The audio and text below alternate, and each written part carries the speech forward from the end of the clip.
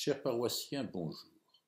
Nous célébrons aujourd'hui le premier dimanche du temps de l'Avent. C'est un temps liturgique important que le Seigneur lui-même, par son Église, nous propose pour aider nos cœurs, nos intelligences à entrer dans ce mystère qui est celui de Noël, l'avènement de Jésus-Christ, Fils de Dieu. C'est un temps de réflexion, de prière, peut-être même d'effort, que l'Église nous propose. L'évangile de ce dimanche est le suivant. Il nous vient de saint Matthieu. En ce temps-là, Jésus disait à ses disciples : « Comme il en fut au jour de Noé, ainsi en sera-t-il lors de la venue du Fils de l'homme. En ces jours-là, avant le déluge, on mangeait et on buvait, on prenait femme et on prenait mari, jusqu'au jour où Noé entra dans l'arche. Les gens ne se sont doutés de rien, jusqu'à ce que survienne le déluge qui les a tous engloutis. Telle sera aussi la venue du Fils de l'homme. Alors, 2 hommes seront au champ, l'un sera pris, l'autre laissé. 2 femmes seront au moulin, en train de moudre. L'une sera prise, l'autre laissée. Veillez donc, car vous ne savez pas quel jour votre Seigneur vient. Comprenez-le bien, si le maître de maison avait su à quelle heure de la nuit le voleur viendrait, il aurait veillé et n'aurait pas laissé percer le mur de sa maison. Tenez-vous donc prêts, vous aussi, c'est à l'heure où vous n'y penserez pas que le Fils de l'homme viendra. Tenez-vous donc prêts, vous aussi. Cette parole de Jésus, en ce début du temps de l'Avent, est éminemment importante. C'est vrai qu'à l'époque de Noé, les gens vivaient comme nous, dans l'insouciance. Les gens ne se sont doutés de rien, nous disait Jésus, jusqu'à ce que survienne le déluge qui les a tous engloutis.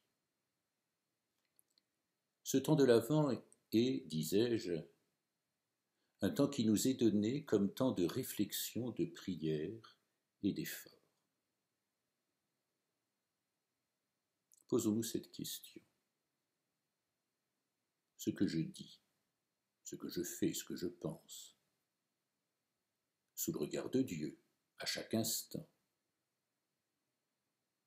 est-ce toujours vrai, juste, bon, généreux, honnête ? Bien voilà, tout simplement, frères et sœurs, durant ce temps de l'Avent, je voudrais vous inviter à réfléchir sur votre comportement humain. La foi, c'est une adhésion à un mystère qui nous dépasse. C'est pour ça que nous avons besoin de ce charisme, de cette vertu théologale, pour adhérer à quelque chose qui est incompréhensible avec nos mots humains. Dieu est indicible puisqu'il est tout-puissant, éternel et infini, et nous-mêmes, nous ne sommes que des créatures et nous sommes trop étriqués pour trouver des mots adéquats pour décrire ce qui est total.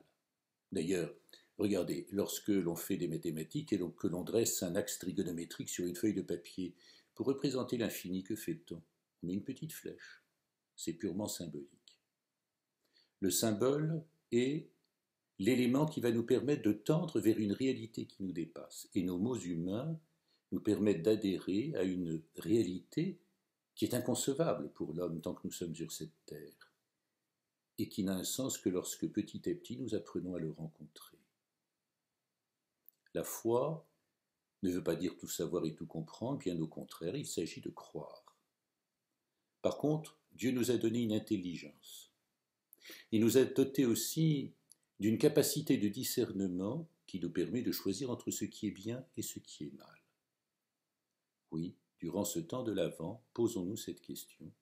Ce que je dis, ce que je fais, ce que je pense, est-ce juste, bien, vrai, honnête, sous le regard de Dieu ? Ma vie est-elle destructrice ou au contraire constructive ? Bon temps de l'Avent à tous. Au revoir et à très bientôt.